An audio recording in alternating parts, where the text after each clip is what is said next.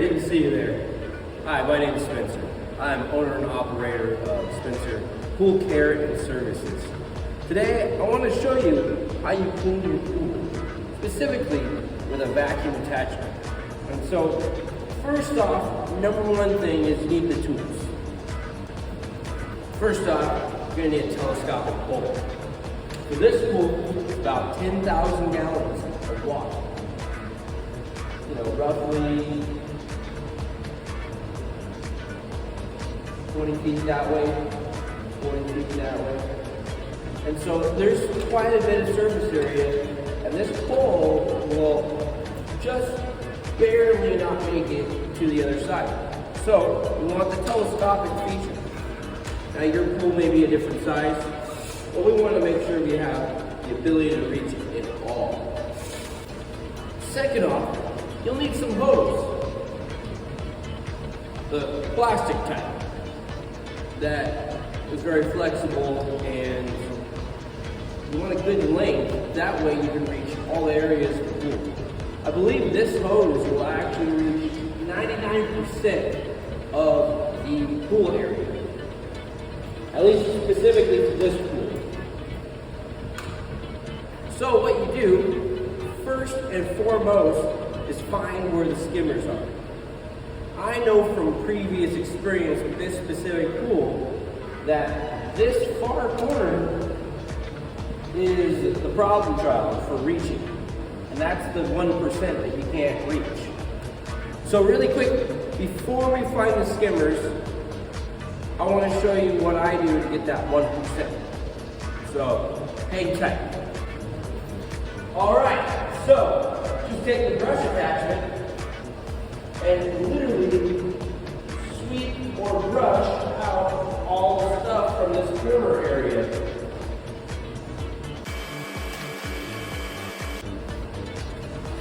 Just like that. Now you are done with the brush attachment. We won't need this attachment for the rest of the duration of this cleaning. So you can set this aside and grab one of the items that I did not state earlier. So I'm going to go grab that really quick. Alright, so we have the vacuum attachment. So it's simple. Come a little closer for you. All these white rectangular pieces are weights. So this device will stay on the floor of the pool.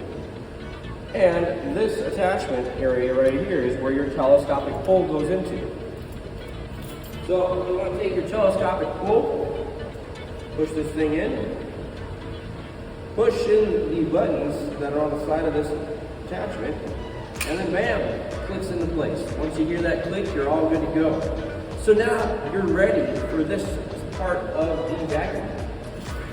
So once you have it all attached, you can simply just put this section into the pool. So now we gotta find the skimmers. So this specific pool has two skimmers. I don't believe you can see it in the video. There's one right over here. There's one right over here. There's another cover over here, but that's just your fill valve. That is if the water level is too low, it will continuously fill, just like a toilet system. It's a flow device. So once it reaches a certain level, it'll engage and turn on the water. So let's go over to this skimmer over here. Okay, so we are at the skimmer. What we want to do is simply take off the cover, take out the basket that is in here, kind of get all the loose stuff out, or let it sink into the basket. Once we're all done, this is a good opportunity to clear the basket of any and all debris. Now, see down there, there is a tab, and I'm going to try to get this best as possible on the camera. But with this tab, it will move, and you simply cover up this other hole. That way, your floor drain is acting as your vacuum, and it's going to create a suction through only one inlet versus multiple inlets. So let's go over to the next skimmer. So here's the next skimmer. We want to take the cover off, just like we did the other one. Take the skimmer basket out, just like the other one. Oh, this one's fairly clean. We'll clean that out once we're all said and done. And then down here as well, there is a attachment. Now you can't really see it, but it's specifically made for this hose. And if you haven't grabbed your hose already, go ahead and grab it now and get it set up right next to the skimmer that you're going to be using for the vacuum system. Now you might have your skimmers that are in place, these plastic guys that help catch all the stuff. It may or may not be in your way. Now it's up to you if you want to take them out. I'm just going to leave mine in because they're pretty secure and it's not really going to affect me. Okay, so next up we are in the pump room, the pool pump room. This has your sand filters, your shut-off valves, your automatic chemical systems, all that stuff that involves the pool stuff that you either shut off or add chemicals, all that good stuff, or do the backwashing, all that good stuff. That is going to be located in your pool pump room or near your filter. You might have a residential pump and it might be located outside near your pool. However, we have the luxury here at this facility to have everything in one room only. So once you got all that stuff set up out there for your vacuum system, you want to come over here, and this one, you want to find your pump, your main pump that goes to the pool area. So I already know this system fairly well, so I know that this is the pool system. I know this area right here is the spa system. We're not going to worry about the spa, we're going to worry about the pool.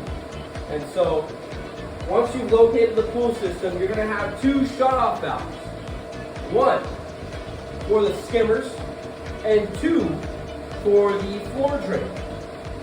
Now, you might be thinking, oh, well, just turn off the skimmers. No, no, no.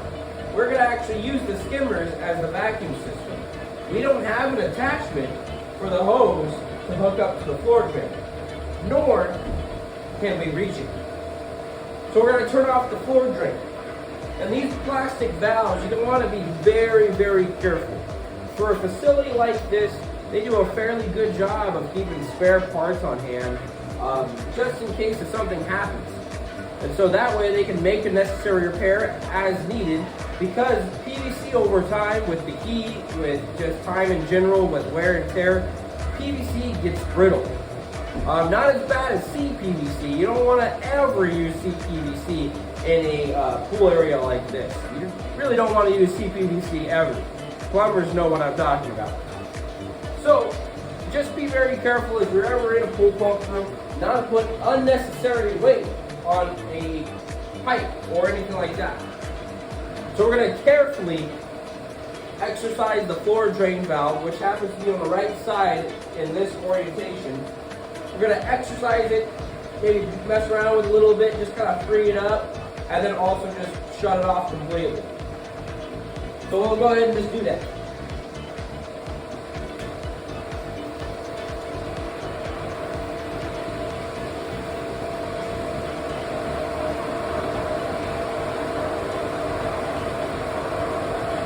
Okay, so it's up. So what we want to do with that is basically the pool pump is only sucking water through that one inlet that we already set up where the hose is at right now. So you're going to have a lot of suction power coming from that one guy. So we got more powerful hose, or vacuum. So let's go back over there and we'll get started. I'll show you how to get that process started with the hose and the vacuum attachment and all that good stuff. Okay, so we're at the skimmer that we're going to use for the vacuum line. So if you haven't done so already, make sure your extension telescopic pole with your vacuum attachment is close by. You want to make sure it's as close as possible for when you are basically laying out to connect this hose. You want to be able to just connect to the vacuum attachment like right away. So make sure you get that. Make sure you have your hose handy, and make sure you're right next to the skimmer. You may want to grab a towel or something just in case it gets wet around the area. That way you just don't get soaked. Okay, it's beach day. It was soaking wet right here, so I just didn't want to get too wet. So, next up, what you want to do, careful, your arms are going to get wet. Granted, if you're working in your pool, you probably already know that you're going to get wet a little bit. So, you want to take your hose. Everything's within your arm's reach. You don't want to have this process started and have your extension pole all the way on the other side of the pool. So let's go ahead and take the hose and dump her in. Get it all submerged. So now, you guys can't really see that well because of the angle of the video. But what you want to do is essentially, if my knee right here is the top of the water, you want to start getting your hose into the water and keeping it below the water. And then slowly but surely feed the rest of your hose all the way until you get to the end of it. What that does is it helps get the air out and evacuate it completely so nothing but water is in your hose. So what I like to do, specifically with this facility, there is handrails all over the place. That's why this thing is standing straight up. And once I get water in this first end, I like to kind of tie it around. That way it stays in place. And then all I have to worry about is the end of it. Once I get to that end, then I can feed it through the skimmer hole on the pool side and go into the skimmer bay and hook it up to the attachment that is in there for the suction line. And then once I get that done, I will slowly but surely hook up the other end that's in the water already to the vacuum attachment, and then I'll start vacuuming. Pretty simple process. So I'll show you.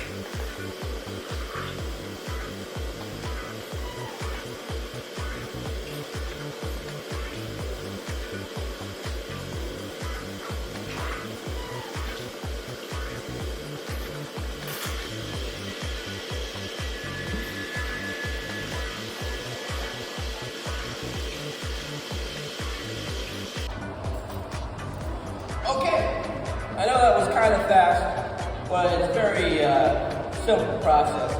So, a couple of things to take note is number one, make sure once you get the air hose in position, you want to make sure you keep this end that you're trying to feed through always underwater. If you don't, you're going to get air back in the system that's going to suck up into the pump. And the main reason we want to do that because once there's air in there, it'll cavitate and it'll basically create an air pump rather than a water pump. And we want to create that water pump in order to create suction.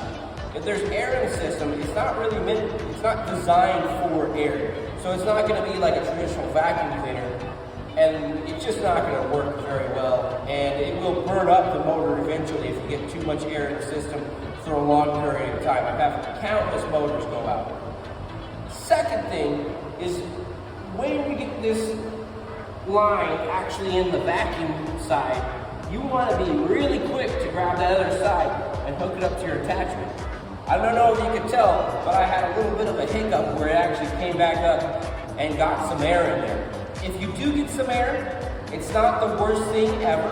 You just want to make sure you still got suction on the end of the line and hook it up to your vacuum attachment. Now, my pool is in the water, it's ready to go. It will not get air in the system because it is all underwater. Even if you see the hose kind of floating at the top, there's still water in here. So don't ever think that you're getting air in the system. Once you're at this point, it's all downhill. And so number one thing to check, if you ever are unsure, just double check the pump. Make sure there's no air in the system. So after that point, we'll go ahead and get this hose kind of untangled once we walk it that way, and we'll go ahead and get started vacuuming the deck of the bottom of the pool area.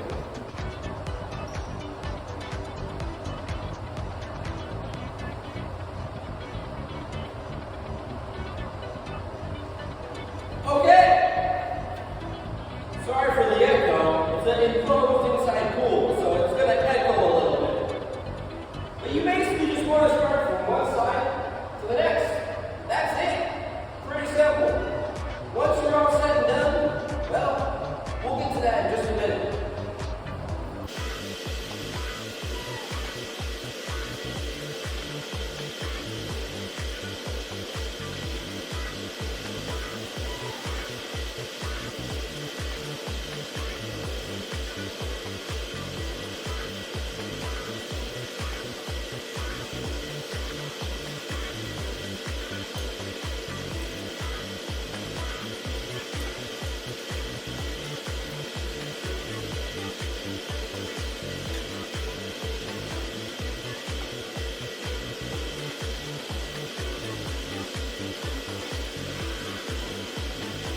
So that's the basics of vacuuming your pool.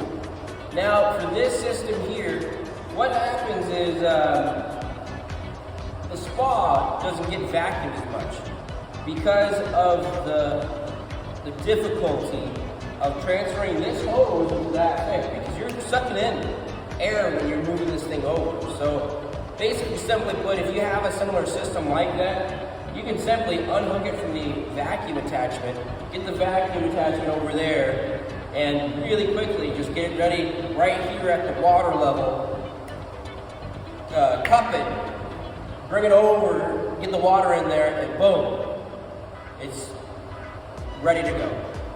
And so, key things just to keep in mind when you are actually using the telescopic pull with the vacuum attachment, there's no need to rush. If you rush, you're gonna mix something. So you wanna make sure nice, steady, slow strokes, and make sure you just have a system in order to get every inch of the pool's bottom. So I like to start from the stair side, get the stairs out of the way, and then slowly but surely kind of stop right here. And then after that point, I do this half on this side, and I go back and forth, back and forth, back and forth. If the telescopic pole can reach, you can do the whole length this way, back, that way, back. And so that's how you do it. So simply put, I'll show you really quickly how to disconnect it. Very simple. It's basically everything that we've done, but in reverse. But we'll walk through that really quick. I'm just going to do a quick shot of that. We've got everything clean, everything's vacuumed. I didn't even actually get the spa just now. I didn't get a scene of it, but you get the idea. Just cup it, really quickly transfer it over. Now we're all done, so we're ready to put everything back in normal mode. So simply, this hose down here, pull it up and out of the vacuum side. If you can. Boom. And you can see how much water is actually in the line. So then, simply pull back through. You might have to push the skimmer down. You might be fighting against it. But boom. That's it. Now when you unravel this hose, you want to make sure that the hose end is in the pool, and then you're wrapping it from on top. That way all the residual water is going back into the pool. Now with the skimmers, you just want to put the baskets back in after you've cleaned them, put the covers back in, make it all nice, safe, and sound. Don't forget that little flapper that we closed over in the other skimmer. We want to make sure we reopen that, as well as the pool pump. We want to make sure we turn the floor drain back on.